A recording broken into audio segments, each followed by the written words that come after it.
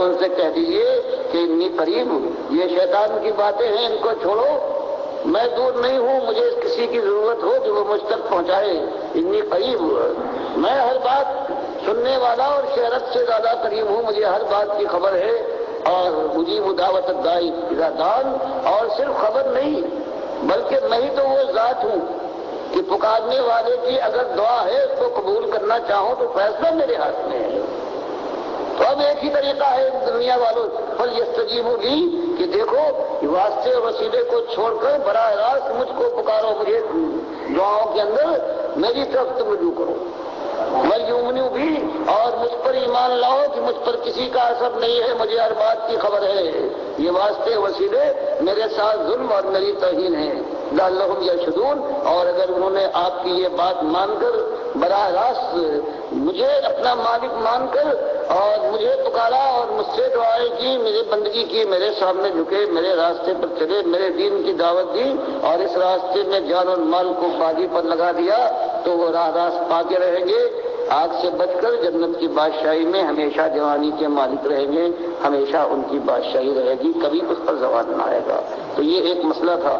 جو میں آپ کے سامنے لانا چاہتا تھا، اور اس کو مختلف انداز سے آج یہ امت ہے، جیسے اللہ کے نبی صاحب نے بتایا تھا کہ ایک ایک قدم، جیسے پہلے گمراہ امتیں ہیں جو انہوں نے کیا ہے یہ امت بھی کرے گی، اور آج آپ نے دیکھ لیا یہ امت ایک ایک قدم پر وہی بات، وہی دلائل پیش کرتی ہے جو اس سے پہلے شیطان نے دوسری امتوں کو سکھائے تھے۔ اللہ سے پناہ مانگیے شیطان کے فریب سے، اور پروردگار عالم سے یہ دعا کیجیے کہ مالک ایمان سے تو نے آشنا فرمایا ہے، ایمان کے اوپر جم جانے اور ایمان کے مطابق عمل کرنے اور اپنی طرف اللہ اپنے بندوں کو بلانے کی توفیق عطا فرما، اور اس راستے میں جو مشکل کٹھن راہ ہے مالک قدم دیے جاتے ہیں، اس کے اندر انبیاء تک تو بتاتا ہے رسول ہے، وہ پکار اٹھے ہیں، تو مالک ہم پر وہ بات نہ ڈال جو ہماری طاقت سے باہر ہو، جو پہلے تو تم نے ڈالا تھا ان کی بات، اور مالک اگر کبھی مشکل آ جائے، بڑی سی بڑی مشکل اگر تیری مشیت میں یہ ہے تو پروردگار ہم خوف کھاتے ہیں، لیکن تجھ سے یہ دعا ہے کہ سب کی اقدامنا وانصرنا علی القوم الکافرین، تو مالک اگر یہ آزمائش تیری مشیت ہو تو مالک تو مالک ہے، ہمارے قدموں کو جما دینا اور کفار کے مقابلے میں ہم کو فتح ہو اور وہ ہم کو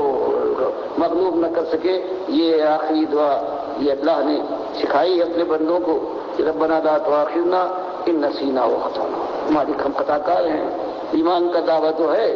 اللہ کی توفیق سے ایمان کو سمجھ بھی گئے ہیں، لیکن اس کے بعد قدم پھسل جاتا ہے، بے راہ ہو جاتے ہیں، تو مالک ہماری خطاؤں اور ہماری گناہوں کو معاف کر دے، اٹھاپ دے ان کو، اور ہم پر وہ بات نہ ڈال جس نے پہلے بات ڈالا تھا، اور پروردگار اپنی راہ کو جمائے رکھ۔ اقول قولی ھذا واستغفر اللہ لی ولکم سائر۔ السلام علیکم ورحمۃ اللہ وبرکاتہ۔ میرے پیارے ساتھیوں، یہ آواز تھی ڈاکٹر مسعود الدین عثمانی رحمۃ اللہ علیہ کی، جو شرک کا رد کر رہے تھے، ہر شرک کا رد، خاص کر اس بیان کے اندر یہ واسطے وسیلے کے شرک کا رد کرتے ہوئے براہ راست اللہ تعالیٰ کو پکارنے کا یہ بیان ہے کہ اللہ تعالیٰ براہ راست پکاروں کا سننے والا ہے اور دعاؤں کو قبول کرنے والا ہے، وہ ہمارا اکیلا مالک، اکیلا سہارا۔ پھر مختلف بیانات کے اندر ڈاکٹر صاحب کی یہ دعائیں بھی نقل ہوئی ہیں کہ یا اللہ ہمیں اپنے دین کے اوپر جما دے اور ہمارے اوپر وہ بوجھ نہ ڈال جو پہلی قوموں کے اوپر ڈالے ہیں۔ بڑے سخت آزمائشیں آئی ہیں تاکہ وقت کے رسول اور اس کے جو ساتھی تھے وہ پکار اٹھے کہ مالک آپ کی مدد کب آئے گی۔ تو اللہ کی مدد کا سہارے کے ساتھ یہ دعائیں مانگی جائیں، امیدوں کے ساتھ، اپنی کمیوں کوتاہیوں کے اوپر نظر ہو، اور اللہ تعالیٰ سے دعائیں بھی ہوں کہ مالک ہماری خطاؤں کو معاف فرما، جس طریقے سے بھی، جس انداز سے بھی کوئی خطائیں ہوئی ہیں، اگر حقوق اللبات کے اندر کوئی کمی آئی ہے مالک اس کو بھی معاف فرما دے، اور جن کے ساتھ کوئی زیادتی ہو گئی ہے اگر وہ مومن ہیں تو مالک ان کو اپنے قرب کا ذریعہ بنا لے، اور اگر کوئی مومن نہیں ہے تو مالک ان کو اپنی طرف سے تو عطا فرما اور ہمیں معاف کر دے۔ کل قیامت کے دن ہمارے نام اعمال میں سے کچھ نیکیاں کم نہ کر دی جائیں، یا کسی کا گناہ ہمارے اوپر نہ لادا جائے، یہ دعائیں ہونی چاہیے۔ اور پھر بھائیو دیکھو، یہ ایمان خالص کی جو شمع روشن ہوئی تھی اس کو بجھنے نہیں دینا ہے، آئے ڈاکٹر صاحب رحمۃ اللہ علیہ کے جو ساتھی ہیں پھر منظم ہو گئے ہیں، اگرچہ ایک بڑی تعداد پھر شرک کے اندر چلی گئی ہے، جس طرح پہلے کمال عثمانی دوبارہ اپنے آبائی دین کی طرف لوٹ گئے تھے اور کتنی مساجد پر بھی قبضہ کر لیا اور کتنے ایمانداروں کو مشرک بنا دیا، پھر آہستہ آہستہ لوگ کچھ وقتاً فوقتاً لوگ نکلتے رہے۔ ظاہری بات ہے زیادہ دیر یہ مولوی مزاج کے لوگ ہمارے ساتھ نہیں چل سکتے ہیں، چند دن آتے ہیں اور اس کے بعد جب مشکلات آتی ہیں، آزمائشیں آتی ہیں، پھر پھسل جاتے ہیں،